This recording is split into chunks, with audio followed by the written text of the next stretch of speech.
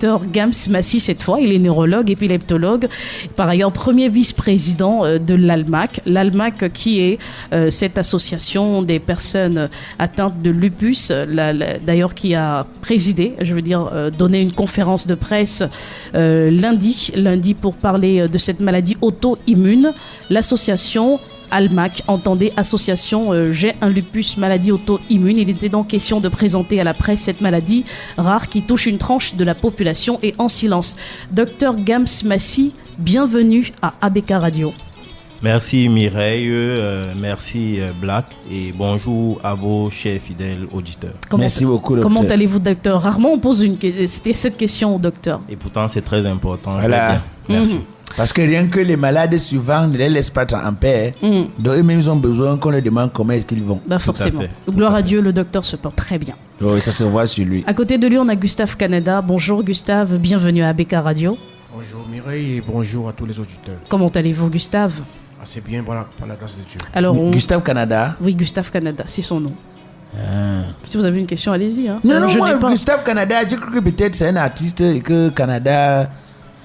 On aurait pu vous dire... êtes un artiste, monsieur Gustave. Et pourtant, Black Oya, je vous suis très longtemps. On s'est souvent rencontrés, généralement dans d'autres bâtiments où vous étiez avant. Mais que Gustave Canada, bon, Canada, qu'est-ce que votre nom? C'est votre véritable nom ou bien c'est un nom d'empreinte comme ça? C'est mon véritable nom. Canada comme le pays, C-A-N-A-D-A. Bon, et tu veux qu'au Cameroun?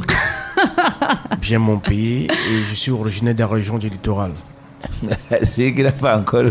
Moi, j'aime mon pays, mais si je suis Canada, moi je pars là-bas.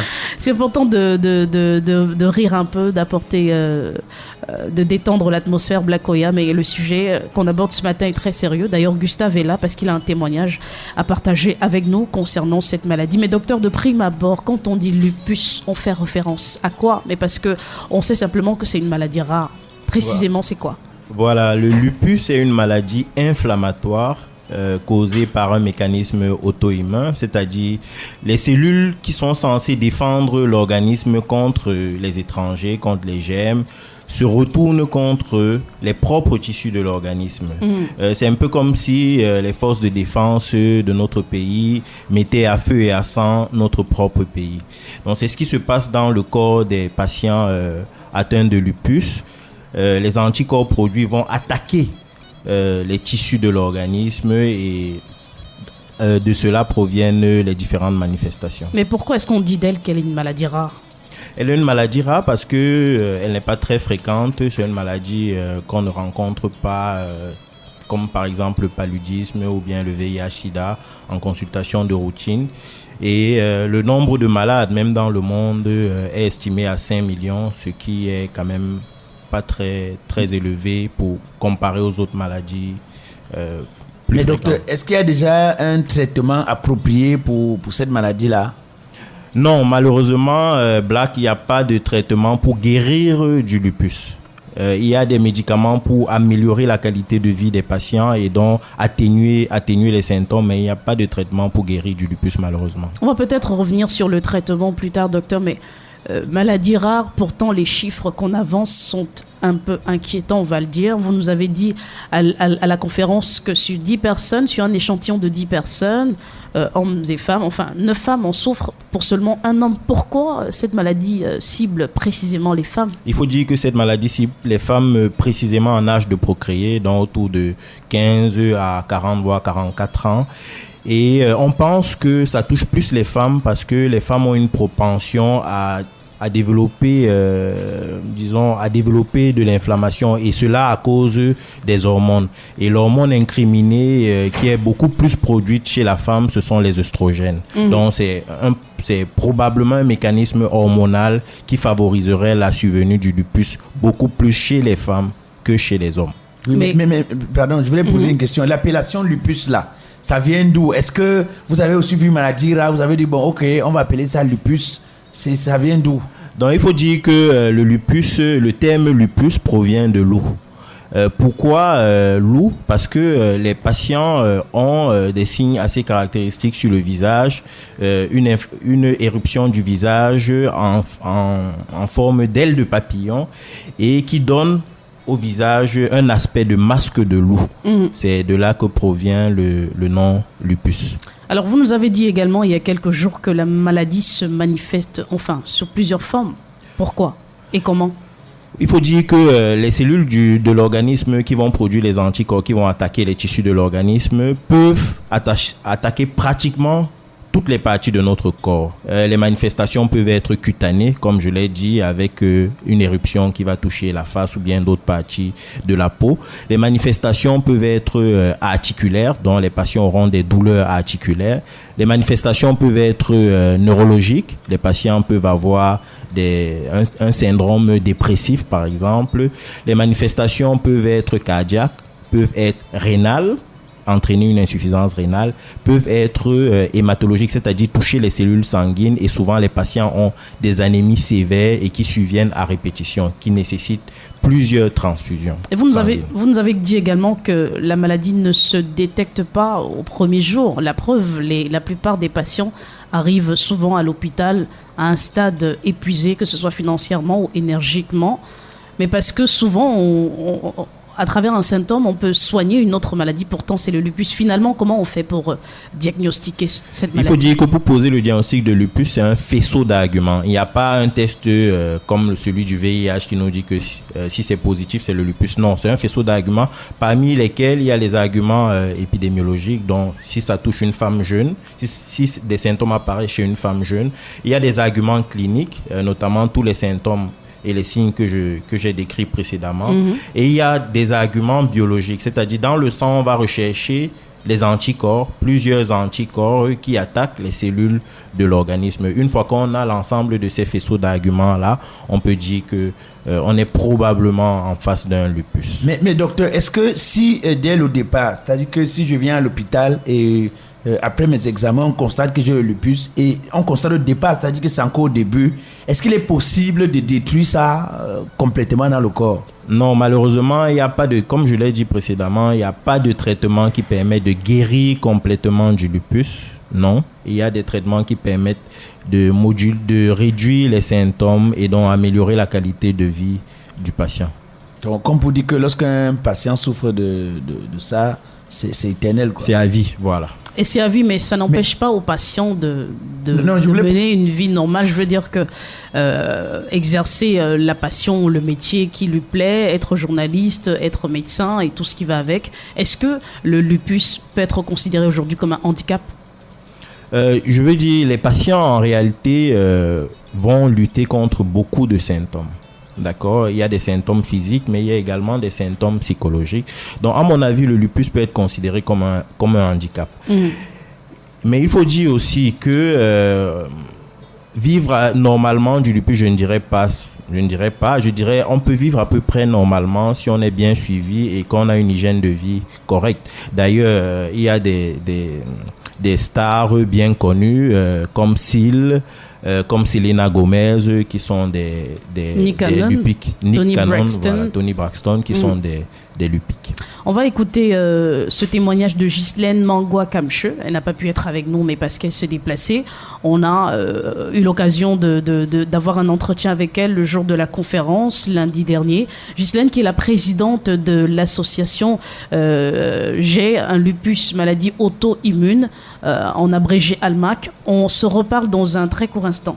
Mon diagnostic est fait après plusieurs chutes. J'ai raconté à mon médecin ce que je vivais depuis près de plus de 2 ans. Donc, je suis diagnostiquée après plus de 2 ans de souffrance extrême, où je suis allée d'hôpitaux en hôpitaux. On est passé de diagnostic en diagnostic, d'analyse en analyse. On n'a pas pu trouver ce qui me menaçait. Il y avait des symptômes d'anémie sévère à répétition. Système nerveux attaqué avec des douleurs dans le dos, les douleurs nerveuses dans la tête, dans la nuque. Un état anxio-dépressif grave, avec perte de sommeil pendant des mois. Et donc, je souffrais extrêmement. Quand j'ai finalement rencontré le médecin, Dr Gams, qui a établi mon diagnostic, je lui ai un peu fait le récit de tout ce que je vivais depuis plus de 2 ans. Et il a donc soupçonné le lupus. Il a donc dirigé toutes ses recherches vers ses soupçons et qui ont été confirmés par les examens. Disons que je souffre depuis près de 4 ans, mais diagnostiquée depuis 1 an. Disons que je souffrais énormément quand je n'avais pas de diagnostic. pas seulement physiquement, mais moralement aussi. Et depuis que j'ai le diagnostic, j'ai été mise sous traitement qui contient notamment les anti-inflammatoires non stéroïdiens que je prends et les antipaludéens de synthèse, notamment l'hydroxychloroquine. Donc ce sont les 2 traitements principaux. À cela, on s'ajoute des petits médicaments, disons complémentaires comme oméprazole pour protéger l'estomac et beaucoup de suppléments vitaminiques, le magnésium, le calcium, multivitaminés. Ce que nous souhaitons, c'est que l'État construise des centres de référence pour la prise en charge du lupus. Parce que les malades souffrent énormément, chacun se bat un peu comme il peut, nous naviguons à vue. Et nous souhaitons également que le lupus soit reconnu comme handicap invisible, afin que tous les lupiques bénéficient des dispositions de la loi 2010/002 du 13 avril 2010 portant protection et promotion des personnes handicapées. Nous aimerions également que le traitement du lupus soit introduit dans le programme de recherche du ministère de la Recherche scientifique et aussi que les experts de la médecine naturelle africaine penchent le regard sur ce mystère.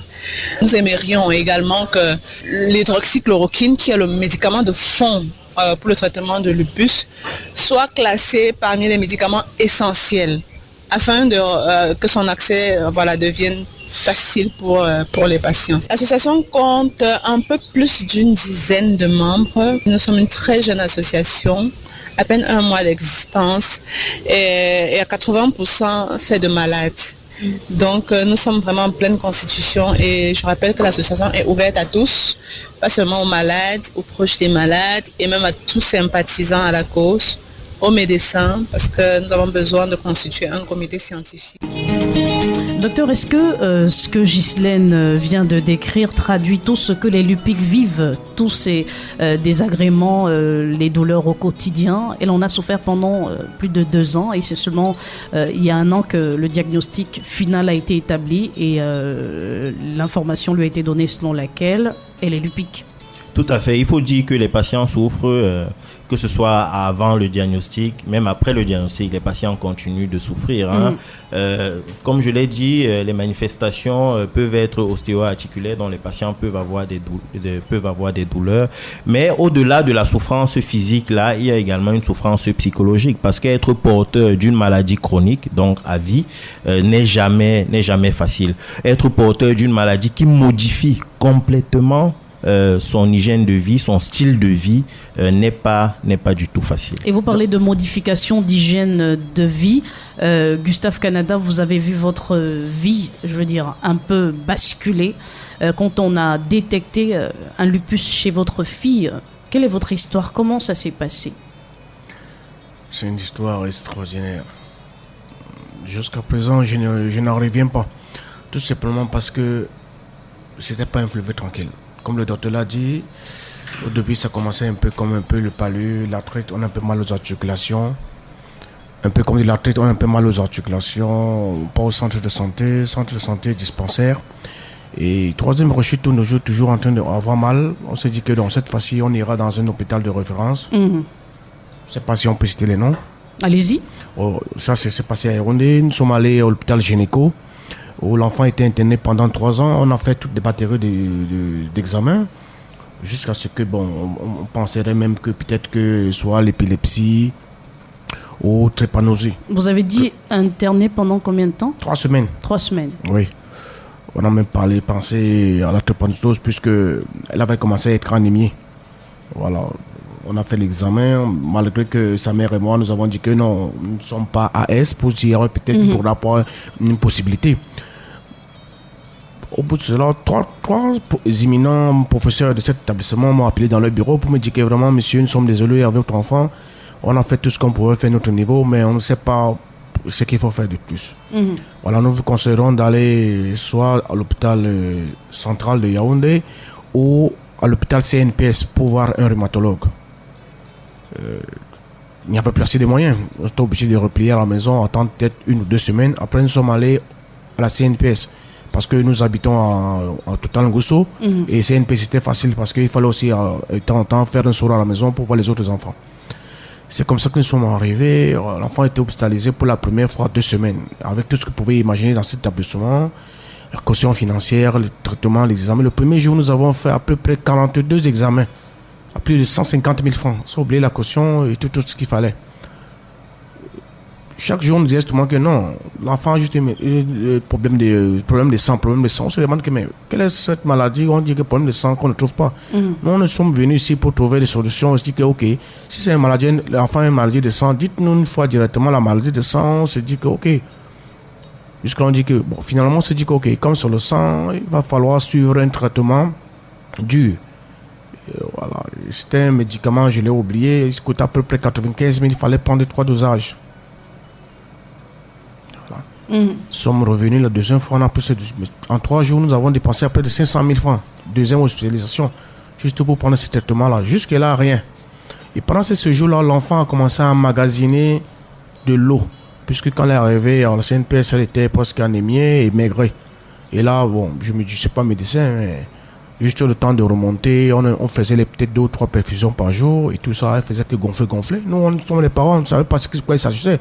On se dit que l'enfant était maigre, maintenant que l'enfant a pris du bon poids, et ça, c'est tant mieux. Mais est-ce qu'à un moment, vous avez pensé que c'était une maladie mystique?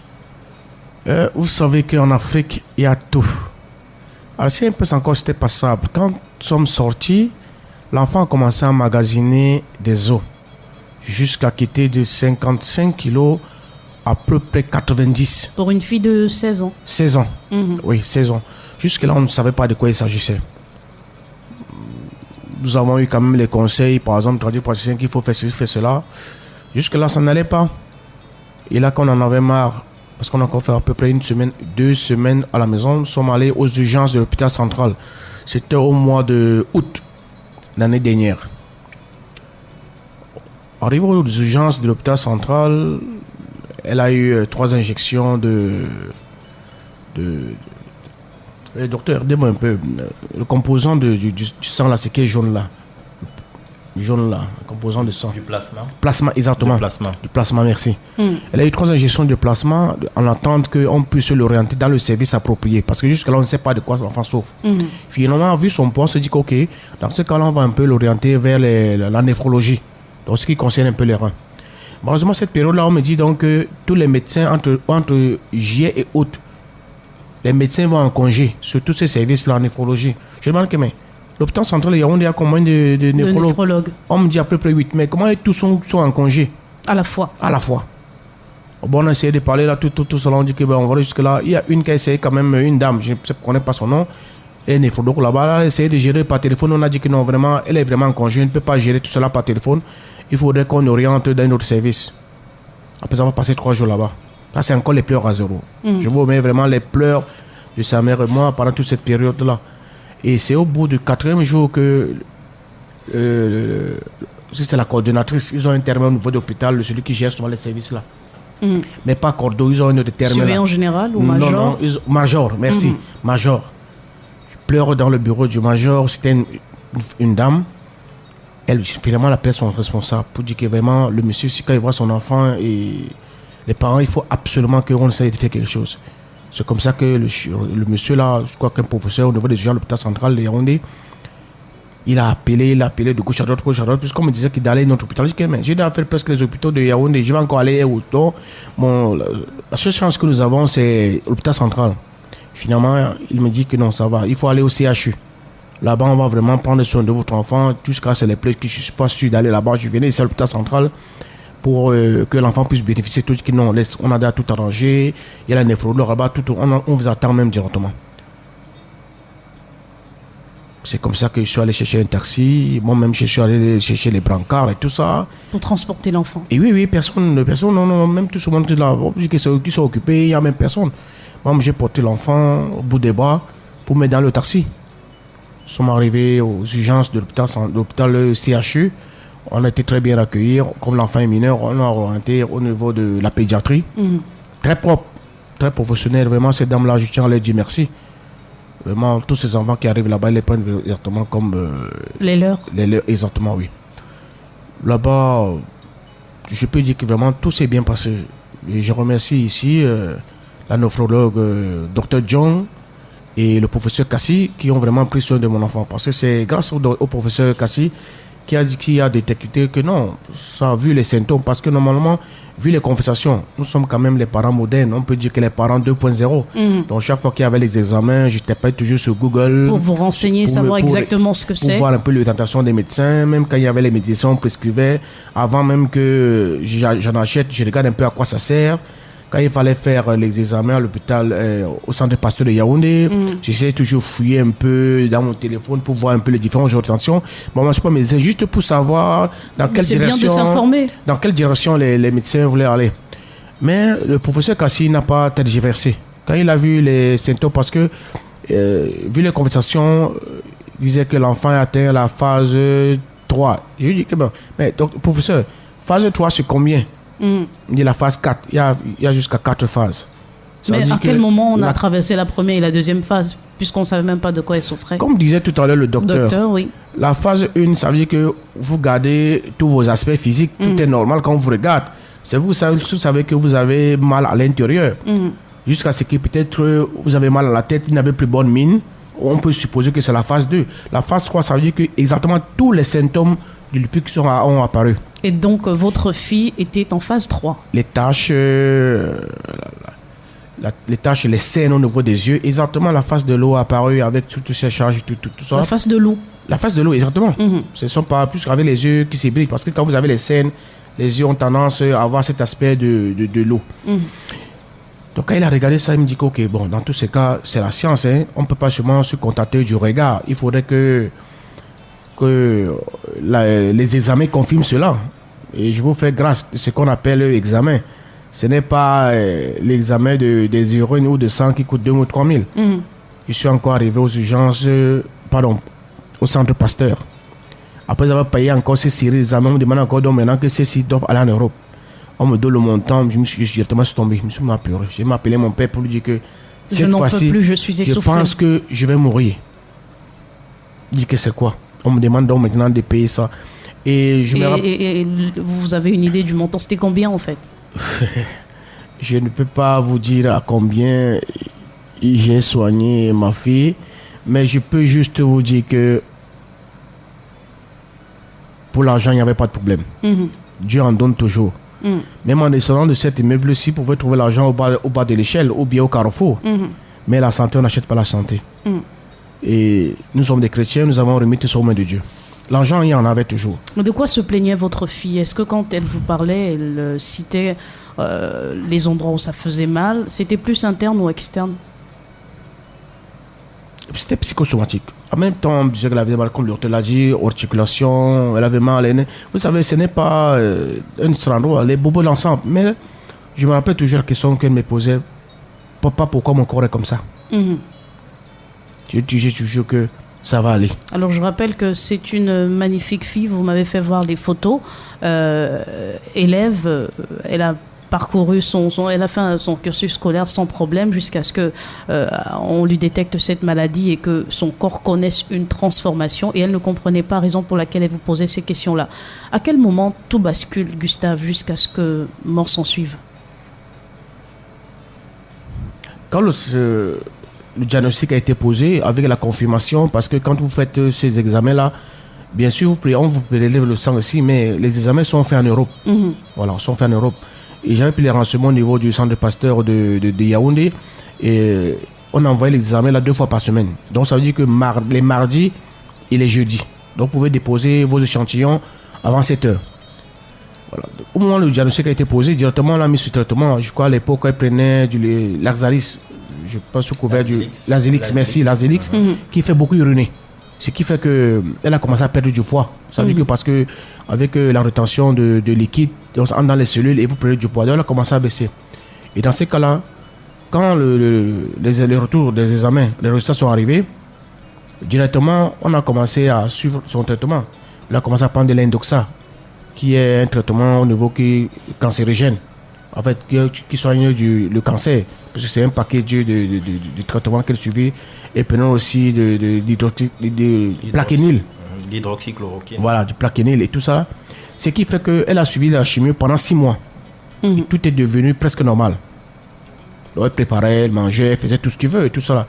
Donc, c'est ça tout petit que le professeur nous avait dit que, monsieur, votre fille est malade, mais il vous faut beaucoup de courage. On peut vivre avec, on peut faire les enfants, on peut tout ce que faire avec.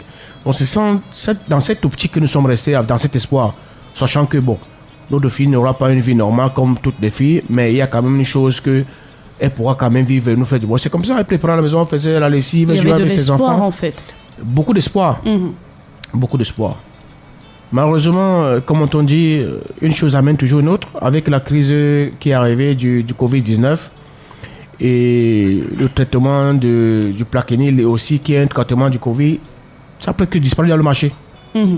Voilà. Les médecins parlaient que toujours que, ok, on peut trouver toujours, on en fabrique de l'oxyde, on peut trouver. Mais avec les recherches, je ne suis pas un médecin, mais on va trouver qu'au niveau de l'oxyde, il y a plusieurs dérivés. On va parler de sulfate, on va parler de ceci, cela et tout ça. Mais quand vous ne connaissez pas, je ne vais pas prononcer le nom de la pharmacie ou quoi que ce soit, mais quand vous achetez, vous n'êtes pas sûr. Vous ne savez pas si c'est la quinine ou si c'est la chloroquine ou c'est vraiment parce que c'est une molécule. Il y a plusieurs molécules avec plusieurs variétés. Voilà. Mais si vous dites seulement que vous voulez la chloroquine, on va vous dire que bon, voilà ça. Bon, on ne peut pas savoir. Mais là, ce n'est pas le cas. Ce qui est arrivé, on ne va pas retourner, on ne va pas faire le procès de Dieu. Je vous ai dit que nous sommes chrétiens et la volonté de Dieu, c'est lui seul qui sait dans quelle voie nous allons prendre pour quitter ce pays. Mais ce que, si vous permettez que je puisse conclure par ça, la seule chose que je déplore, c'est que les pouvoirs publics doivent pouvoir garantir ce nombre de choses. Le service le plus important dans un hôpital, avec ce que j'ai vécu, ce sont les urgences. Si aux urgences, dans un grand hôpital de référence, vous n'avez pas l'oxygène. Parce que quand ma fille est arrivée aux urgences pour la dernière fois, donc il y a eu, elle a eu une chute. Le 5 juin de cette année, aux urgences de l'hôpital central de Yaoundé, il n'y a pas d'oxygène puisqu'elle est arrivée en détresse respiratoire. Elle est arrivée en anémie sévère. Imaginez un seul instant, vous êtes en anémie sévère. Quand on dit sévère, ça veut dire que vous êtes entre 6 et 7 sur l'échelle de 12. Vous êtes en détresse respiratoire, ça veut dire que vous respirez à peine. Et qu'on vous dise qu'il n'y a pas d'oxygène et qu'on doit transfuser votre enfant, il faut 2 poches de sang, il vous faut 4 donneurs, un vendredi à 20h. Et donc la banque de sang était vide. Pas vide. Non, pas vide. Ils ont un système. Pas vide. Vous êtes aux urgences. On me dit qu'il faut 2 bandes, il faut 2 poches de sang pour transfuser votre enfant. Mais il vous faut 4 donneurs. Oui, 4 donneurs. Moi, je n'étais pas sur place. Je dis à sa mère qu'il n'y a pas de problème. Allez voir la banque de sang. Dites-lui que nous sommes prêts à acheter, quel que soit le prix, la première poche. Deuxièmement, nous allons nous battre d'ici le matin pour qu'on puisse trouver le donneur. Impossible. Si vous n'avez pas de donneur, on ne va pas transfuser votre enfant. Et entre-temps, il n'y a pas d'oxygène pour... entre-temps, on vous fait l'ordonnance qui... Bon, allez acheter ceci, allez acheter là. Il y a eu une méchanceté. C'est en allant acheter, ce n'est pas la méchanceté. On donne souvent, je crois qu'on donne souvent la première poche. Black Oga, quand vous êtes dans cette situation, on vous donne souvent la première poche en attendant que les donneurs de sang peut-être viennent. que chaque hôpital a son système Black aussi Oga, de fonctionnement. Ma fille a été transfusée 3 fois, si vous permettez. À l'hôpital gynéco de Yaoundé, la première fois, elle a été transfusée, nous n'avons pas eu de donneur. Voilà. Elle a été transfusée, bien sûr qu'il faut un supplément, parce que normalement on ne paye pas le sang. Il faut qu'on dise la vérité, on ne paye pas le sang, aucun hôpital ne paye le sang. Mais c'est juste l'argent qu'on donne, c'est juste pour les examens, c'est pour le traitement. On ne vend pas le sang. Sinon, un milliardaire pourrait dire qu'il stocke 3 milliards de litres pour lui. Sang pour voilà, on ne vend pas le sang. Oui? À la CNPS, on n'a pas eu ce problème. On a eu transfusé. Même au CHU, on n'a pas eu. Je te parle de la dernière fois au niveau de l'hôpital central. Voilà. Donc, c'est entre la détresse respiratoire, donc manque d'oxygène, manque de donneurs. On dit qu'elle a acheté les médicaments. En étant, l'enfant est abandonné sur le lit. Il n'y a pas d'oxygène. On ne donne pas le sang. On dit seulement qu'elle a acheté ses médicaments. Et en attendant, elle est sur ces médicaments, c'est 2 que l'enfant est décédé. Non. Ah oui. Ah oui. Moi, je vous fais grâce. La première hospitalisation à l'hôpital central, quand nous sommes arrivés au mois de fin juillet l'année dernière, nous sommes arrivés autour de 13h. L'enfant est resté sur le tabouret de 13h à 23h. Il n'y avait pas de lit. Parce qu'il n'y avait pas de lit. C'est tout à fait normal. C'est un hôpital de référence. Et les lits, ce n'est pas une chambre d'hôtel. Ce n'est pas un hôtel en disant que les lits sont disponibles. Voilà. Mais on nous a quand même dit que, ok, patientez, d'ici là, les lits vont se libérer. Ça veut dire qu'ils savaient pertinemment que il y a quelques gens dans les urgences là qui vont décéder. Effectivement, le premier décédé autour de 18h, on a mis la première personne qui était là devant ma fille. Et quand la deuxième personne est décédée 23h, c'est là ma fille a eu du lit. Donc entre 13h et 23h, elle était sur le tabouret. Et donc, pendant que vous attendiez, il y a plusieurs personnes aussi qui attendent au même moment que vous. Non, ceux qui sont arrivés, parce que nous, je ne sais pas si c'est la chance ou pas, nous qui sommes arrivés, ceux qui viennent après, on dit que franchement, il n'y a plus de place. Les deux que vous voyez là, le monsieur et cette petite fille ici, attendent. Ne peuvent pas. Voilà. Donc, la seule chose que vraiment, que c'est les pouvoirs publics peuvent augmenter le nombre de lits. Parce que ça ne sert à rien de mettre, par exemple, le curé, où il vous faut une caution de 1 million ou 2 millions de francs qui n'est pas à la portée de tout le Camerounais. Et en même temps, quand vous arrivez au curé, le curé, c'est dans l'enceinte de l'hôpital central. Ce qui fait que si vous êtes aux urgences du curé et que vous devez faire un examen, si vous ne pouvez pas vous déplacer, si on doit prendre les urgences d'ici, juste démarrer 10 mètres, on peut vous demander 100 000 francs. Je ne sais pas si vous comprenez.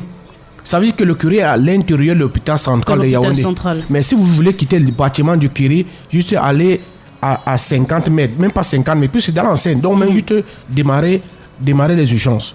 Donc si les pouvoirs publics peuvent vraiment aider cela, il n'est pas normal que les hôpitaux de référence n'aient pas de l'oxygène. Et que quand vous êtes en détresse respiratoire, vous n'avez pas un complément.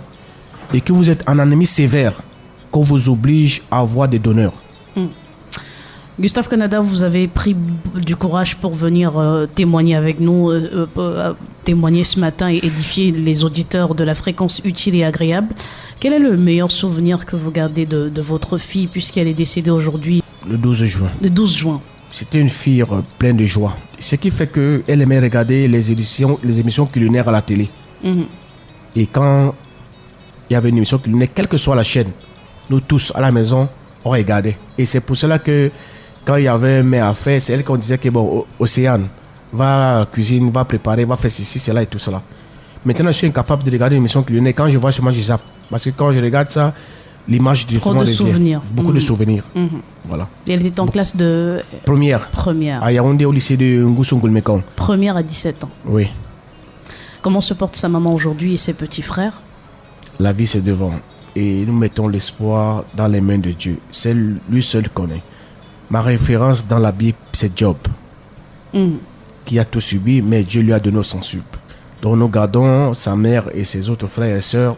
Nous gardons l'espoir dans le Seigneur parce que lui seul peut combler nos peines, peut nous rendre la joie. Mesdames, Messieurs, vous êtes sur ABK Radio. Merci pour votre fidélité. Nous sommes en compagnie du docteur Gams Massi, mais aussi de Gustave Canada, le docteur Gams Massi, qui est neurologue et qui est vice-président de l'ALMAC, cette association qui milite pour le droit des personnes lupiques. Et docteur, à l'entame de cet entretien, vous nous disiez qu'il n'existe pas un traitement approprié pour éradiquer le lupus. Est-ce que les médicaments qui sont donnés aux patients aujourd'hui leur permettent de les maintenir? Je veux dire, si quelqu'un est à la phase 1, est-ce qu'il reste à la phase 1 ou alors au fil du temps, les autres phases se dessinent? Bon, il faut dire que les stades de la maladie dont Gustave a parlé sont les stades de l'insuffisance rénale, parce que le lupus peut affecter les reins et causer une insuffisance rénale. D'accord. Mais la maladie, le lupus en lui-même a ce qu'on appelle des atteintes multiples. On peut avoir un lupus qui est uniquement situé au niveau de la peau, ou alors un lupus érythémateux systémique qui touche plusieurs organes. En général, les médicaments qu'on donne, c'est pour atténuer les symptômes. Et lorsque les symptômes sont atténués, le patient peut vivre quasi normalement en ayant une bonne hygiène de vie. Et ce qu'il faut dire, c'est que les médicaments qu'on donne sont soit les anti-inflammatoires stéroïdiens, dont les corticoïdes, soit les immunomodulateurs, parmi lesquels l'hydroxychloroquine, et soit les immunosuppresseurs comme l'endoxan, qui permet d'atténuer l'effet des cellules de défense contre les tissus. Alors, Gustave parlait tout à l'heure de certains médicaments. Vous allez nous expliquer la différence. Personnellement, j'ai fait face à une situation. Le médecin a prescrit le médicament Analgin et je suis arrivée dans une pharmacie. On a dit il n'y a plus d'Analgin, mais je vous suggère de prendre Divamol. Est-ce que c'est pareil? Quelle est la différence en fait? En termes de médicaments, il y a ce qu'on appelle la dénomination commune internationale, qui est le nom chimique de la molécule. Voilà. Et maintenant, il y a les noms qui sont commerciaux. Par exemple, si un laboratoire veut faire la particularité chez lui, il va mettre un nom commercial. Sans faire de publicité, c'est par exemple le Doliprane, c'est du paracétamol. Les Feralgan, c'est du paracétamol aussi. Alors on a Aristide qui nous écrit depuis l'Allemagne. Bonjour à vous en studio et surtout beaucoup de courage à Monsieur Canada qui vient de faire son témoignage. J'ai vraiment beaucoup appris de cette maladie aujourd'hui. Merci Aristide. Bonjour Abeka, s'il vous plaît, le docteur Massy. Quels sont les facteurs de risque qui peuvent nous exposer à cette maladie? Exactement, c'est très important. C'est Emmanuel depuis le Mayo Oulo qui pose la question. On ne connaît pas les causes, mais on connaît les facteurs de risque. L'exposition au soleil, le stress. Tout type de stress, que ce soit psychologique ou physique, peut favoriser la maladie. Et la grossesse peut favoriser la maladie parce que pendant la grossesse, il y a une production excessive d'œstrogène. On a vu que l'œstrogène pouvait contribuer à l'inflammation. Et certains médicaments peuvent également favoriser la survenue du lupus. Et comment, en étant enceinte, on peut effectivement diminuer cette montée des hormones? En général, ce qu'on conseille, comme on l'a dit plus tôt, le lupus va beaucoup plus affecter les femmes en âge de procréer. On conseille aux femmes qui, s'il y a un désir de grossesse, de se rapprocher de leur médecin, d'accord, parce que pendant la grossesse, ça nécessite vraiment un suivi beaucoup plus strict des patients. Donc, si une femme, une femme lupique souhaite tomber enceinte, il est important qu'elle se rapproche de son médecin, qu'elle exprime son désir de grossesse, d'accord? Et on va faire un certain nombre de bilans pour voir si la maladie est relativement bien contrôlée. Et tout au long de la grossesse, il y aura un suivi vraiment rapproché. Mais à vous entendre parler, donc, on a comme impression que si vous n'avez pas assez d'argent, et que vous êtes victime de cette maladie, vous n'avez pas beaucoup de chances de survivre. Ça, c'est malheureusement, c'est pas seulement le cas pour le lupus. Malheureusement, il faut le dire, dans notre contexte, beaucoup de maladies chroniques nécessitent de gros moyens. Et ces gros moyens-là, le Camerounais lambda ne les a pas souvent. Et c'est la raison pour laquelle beaucoup de malades finissent par avoir des complications qui peuvent même entraîner la mort. Ça, c'est vraiment ce que nous déplorons le plus parce que le suivi d'une maladie chronique nécessite énormément de moyens. Mais donc, vous êtes vice-président de cette association des personnes qui souffrent de cette maladie rare. Pourquoi est-ce que vous avez décidé de participer dans l'association? Est-ce que vous aussi, vous êtes malade de cette maladie ou bien... Non, je ne suis pas malade, je ne suis pas atteint de lupus, mais du fait de suivre les patients atteints de lupus, je compatis à leur douleur, je comprends ce qu'ils souffrent et c'est un peu ma contribution pour faire déjà connaître la maladie et puis aider à soulager un peu leur peine en apportant simplement ma modeste contribution.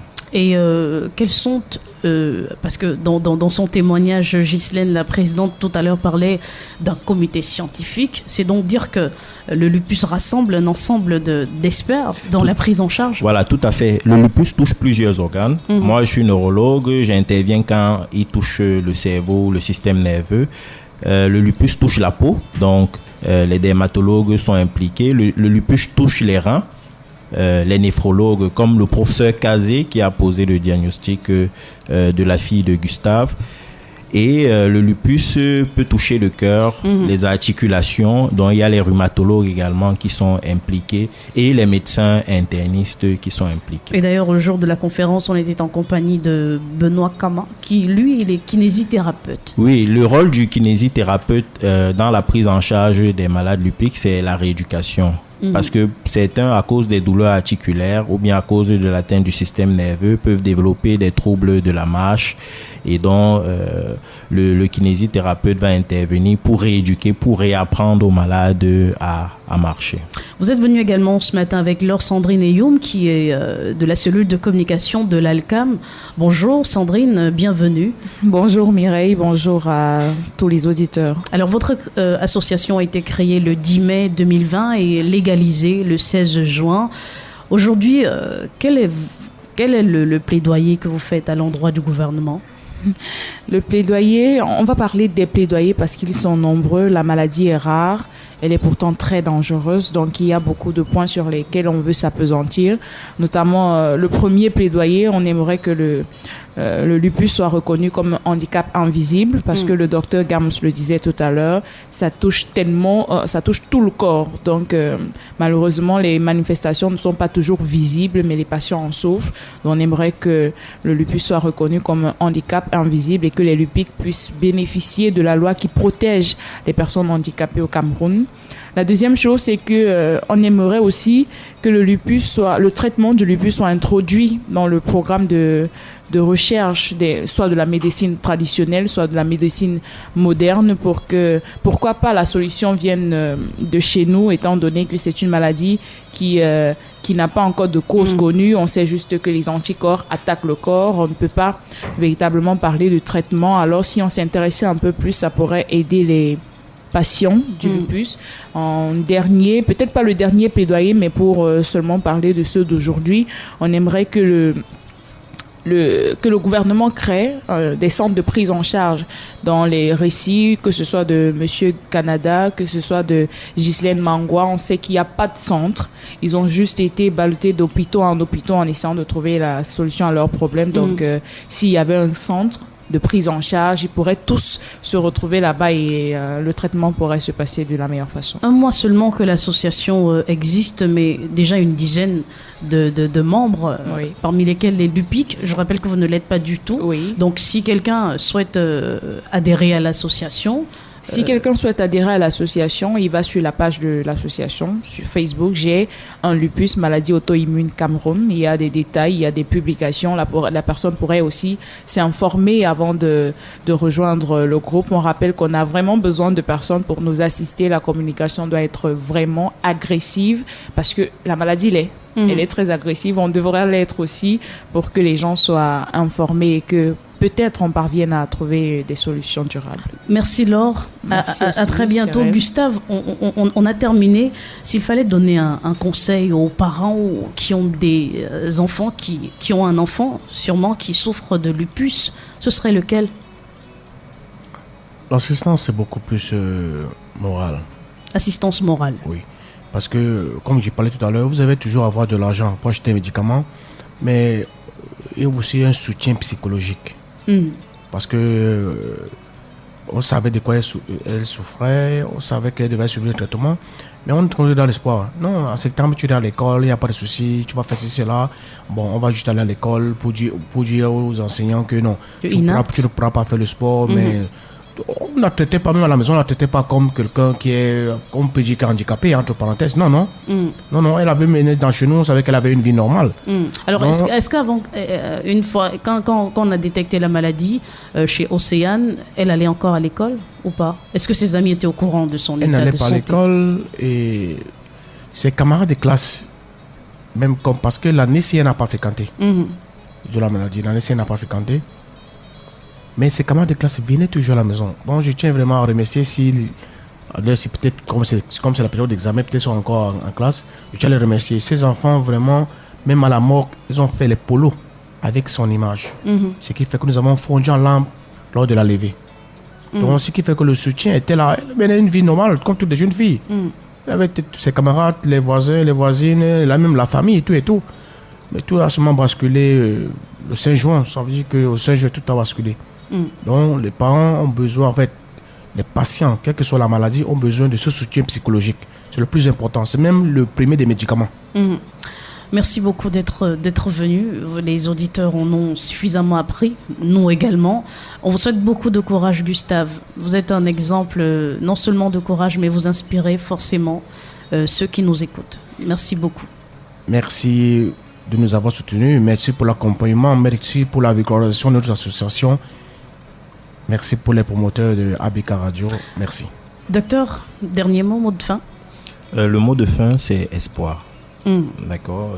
Il faut garder espoir. Faut garder espoir parce que même si pour le moment on n'a pas de traitement qui permet de guérir de la maladie, les efforts sont faits déjà pour améliorer la qualité de vie des patients. Donc, il faut vraiment garder espoir. Merci beaucoup, docteur. Merci vraiment d'être venu. Surtout, beaucoup de courage dans votre combat. Continuez à sensibiliser, mais parce que tout aussi réside dans la sensibilisation. On va se revoir sur d'autres cieux. Merci Mireille, merci Black.